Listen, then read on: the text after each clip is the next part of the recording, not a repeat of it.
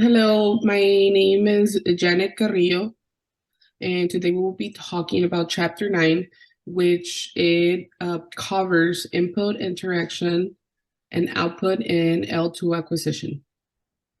Hello, my name is Omar Ramirez, and I will be also expanding on Janet's topics as well on input interaction and output in L2 acquisition.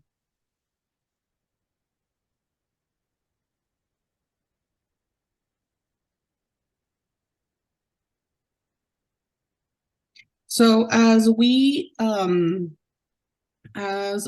were reading through chapter 9, there was a lot of topics that connected among themselves. So the first section that catch our attention was input. So basically, input is the essential condition of acquisition. So what it's very important for a non-native speaker, non-native speaker, to have an input in order for him to acquire the second language. So some of the things that we've talked about and that we discussed among ourselves is that the importance of input in research, especially in order to have that L2 acquisition. So as we were talking about it, input is an essential component of learning another language, especially when we are not a native speaker. So therefore, from input, we moved into interaction.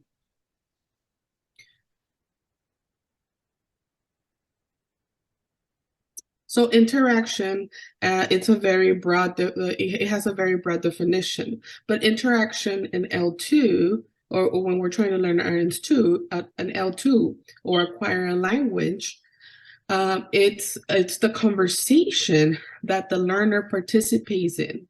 And it's a very essential part in learning a new language. So this is for non-native speakers. So that interaction that we have a native speaker with a non-native speaker is very important in order for the non-native speaker for him to be able to acquire that L2 language. So I think about it as a building block. So for example, we need that input whenever we're having that conversation in order for us to be successful in learning another language. That interaction comes with it. So our base part would be the first component will be that input that the learning is getting, while the second component will be that interaction, that mutual interaction about among a native, not a native speaker and a non-native speaker. We also talk about what is a negative evidence. So a negative evidence allowed the learners to notice their own error and formulate the hypothesis. So whenever you have that interaction, the feedback on incorrectness of their own utterance. So it's very important that we reflect on the mistakes that we might be doing when we're interacting with someone. And then from there, we can continue as we reflect. Again, think about it as a building block. Then we have that input, we have that interaction. Now we have the output. So the output is what we are taking out, right? It's what is getting out of us, right? So it refers to the application of language acquisition. So now this is the third component, as I want to put it like that. So in output, we have a Swain output hypothesis. So it's not enough opportunities for language to use. So whenever we have a non-native speaker learning a language, in this case, I'm going to put the example English. We usually don't get as much output from that student or from that person per se. So what happens there? So they're not developing. Like I was telling right now, we talked about components, right? So the first component, the second component, the third component, we're getting stuck there because we are not being able to develop an output from the learner. So think about it, and as it was explained in chapter 9, and I was very amazed by this because they gave the example of driving a car. So there we come to output is to promote automaticity. So think about it as a routine, right? So they gave the example of a car. They gave the example of a car is when you're driving home to work is auto mode, right? And it does not require much thought as to the route that you're going to take. So every day I drive myself to work and I drive myself back to home. So therefore, there's not much thought into it. I'm not getting out of my comfort zone per se, right? An automatic process comes about as a result of consistent mapping of the same input to the same pattern of activation over many trials. So it's think about it as a routine, right? And as the example was explaining to us that driving from home to work.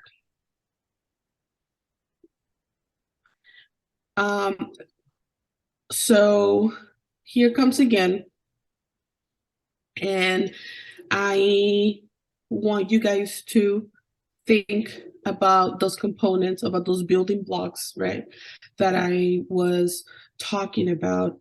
So we had input, right? So after input, we had the interaction.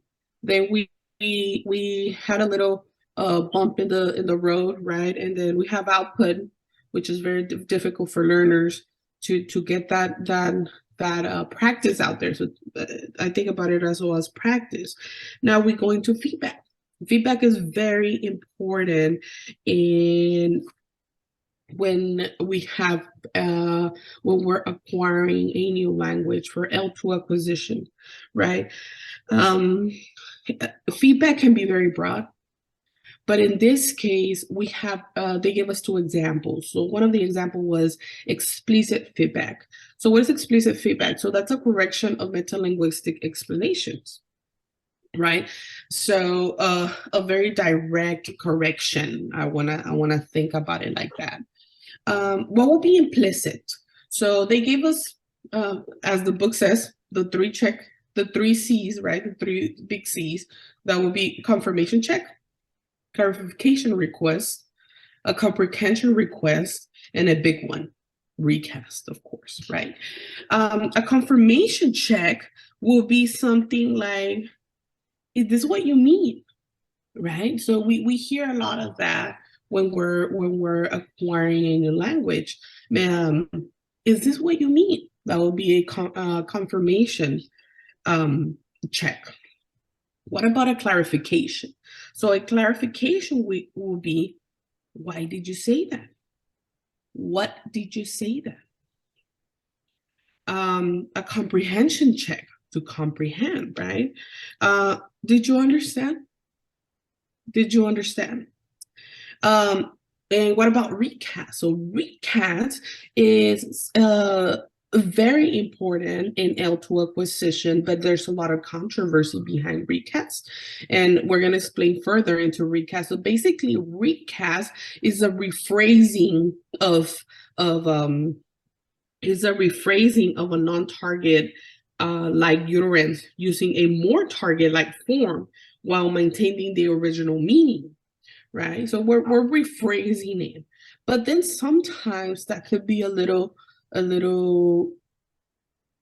it could be maybe some sort of misconception from the non-native speaker, because he might not catch that correction that we're doing right there. So the big C's that we have, or the top 3 C's that we have, they're very blunt. But when we come to recast, is a very subtle way on giving feedback to that non-native speaker. And then after feedback, we go into recast. So we have the 3 C's, then we go into recast, because recast is a big thing in language acquisition. So recast necessarily involve the repetition of everything a learner said. So recast, we're rephrasing, right, what the non-native speaker might have said wrong. So that could be that's a beat. Recast, it's a very big feedback. Now the problem, I don't want to say a problem, but the controversy behind recast is that sometimes that non-native speaker, it does not catch his mistakes. Therefore, sometimes they're like, oh, you know what, Janet might just be repeating herself, right? Or Janet might just be clarifying what I said, but there's not that correction part. Maybe that non-native speaker does not know that he's indeed saying something that is incorrect. So therefore, how is he going to develop that language acquisition? So we've been, there's a lot of studies on recast, and recast, it's a big word in language acquisition. So it is proven that it is a positive and that it impacts language acquisition, but we do have that gap, that space for improvement in recast. And how can we improve it? How can we make it better for the non-native speaker? So as we talk about these components, I'm going to leave you with that recast, and we're going to go on, and I'm going to pass the mic to Mr. Ramirez, with Omar Ramirez, and he's going to continue to develop on chapter 9. So as we've seen with recast and the 3 big C's, there's also instances where we have that context of interaction, and these are language-related episodes. So as Ms. Carrillo, Janet Carrillo mentioned, interaction is an essential part of input and output, because that's where our learners, or the L2 learner, knows or understands where they're quote-unquote lacking in their grammatical structure of the language, targeted language. And this brief definition highlights instances where they can question the meaning of a term. They can even question the correctness of their spelling or the pronunciation. They also question whether that's correct or not in the form, or they may implicitly, through recasting themselves or correcting themselves through the usage of another word or rephrasing themselves. So interaction, as the chapter emphasizes, it's really important for LT acquisition. So this LREs, which that's the abbreviation given in the chapter, may involve those requests for assistance. So that's when a student is asking the professor or the person, giving in the targeted language, how do you say this? Can you help me out understanding this phrase, understanding this term? Am I saying this correctly? There's an example about a non-native speaker talking about how none of their jokes, nunca de mis bromas, none of my jokes pueden ser traslados, can be translated.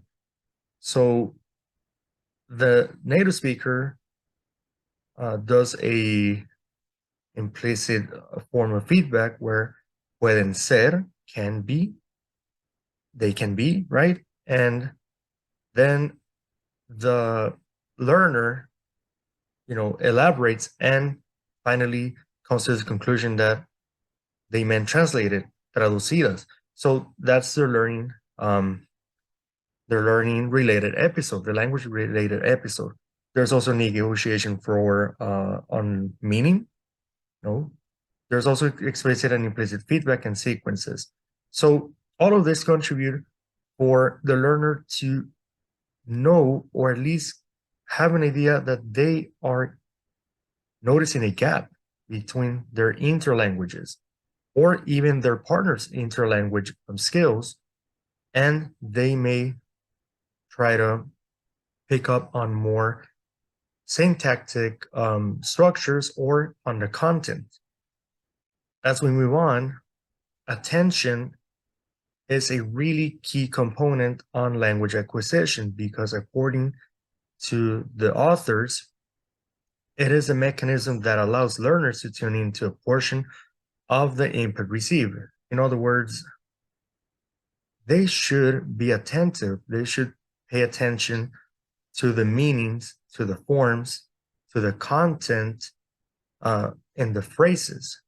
So without that attention, without that awareness, they cannot store what they learn in their working memory, because short-term memory will be acting on it and they'll be forgetting. They're forgetting of what they learned. So that's a really important key, having that attention, having that concentration and that awareness of the patterns and also the structures, which will be stored on their long-term memory and would contribute to L2 acquisition. And there's common misunderstandings, so I'm just going to highlight some of them and summarize them for the sake of time. But there's a lot of misunderstanding about the interactionist approach, because there's criticisms that it only focuses on one little bitty thing. There may be a lot of theories that concentrate on many aspects of L2 acquisition. However, the interactionist approach does particular aspects of the L2 learning process. There's a role in input, there's interaction and output in learning. That's the main portion there. And there's also a lot of reservations on how that can be applied in classroom methodology, because it's one thing to have theory, it's one thing to have practice, and then also that teaching practice as well. So some of them try to tie it with the TBLT or task-based learning theories. However, researchers say, well, let's think about it, because we don't know exactly if we have the materials to implement such approach. There's also the key component here is that it primarily focuses on how languages are learned. So it's not about implementation per se, it is about how understanding the processes behind learning acquisition. And there's some observations. There's exposure to input is necessary. That's not sufficient in itself. There's also have to be interaction. There's a good deal of L2 acquisition that happens incidentally.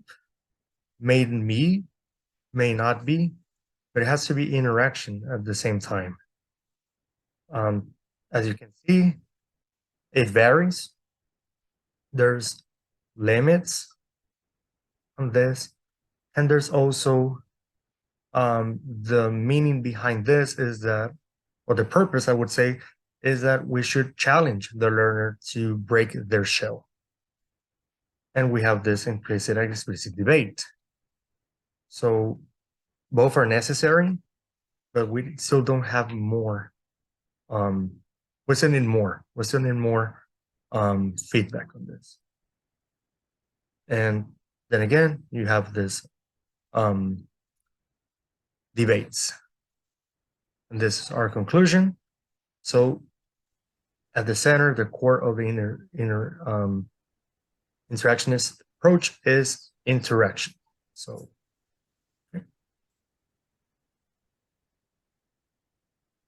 thank you so much. Thank you so much, everyone. As for our conclusion,